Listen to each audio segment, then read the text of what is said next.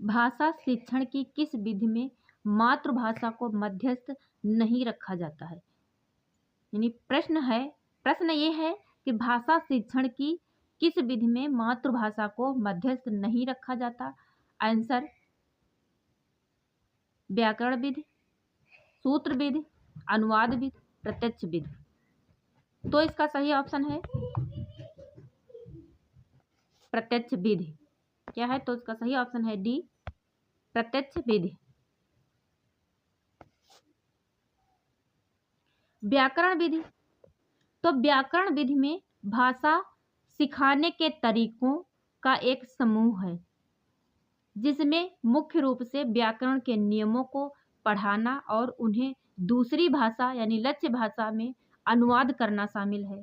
इसमें व्याकरण अनुवाद विधि, आगमन निगमन और भाषा संसर्ग विधि जैसी विधियां हैं जिनका लक्ष्य भाषा को शुद्ध में समझना, प्रयोग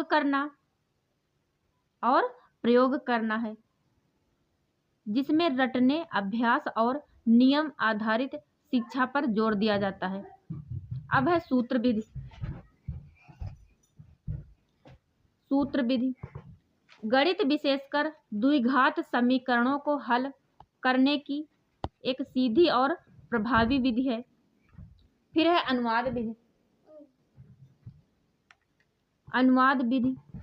तो अनुवाद विधि एक प्रक्रिया है जिसमें स्रोत भाषा के पाठ को लक्ष्य भाषा में बदला जाता है, जिसमें मुख्य रूप से व्याकरणिक नियमों, शब्दावली और संदर्भ को समझकर मूल अर्थ को नियमों, शब्दावली और संदर्भ को समझकर मूल अर्थ को बनाए रखते हुए एक भाषा से दूसरी भाषा में स्थानांतरित किया जाता है। प्रत्यक्ष विधि। तो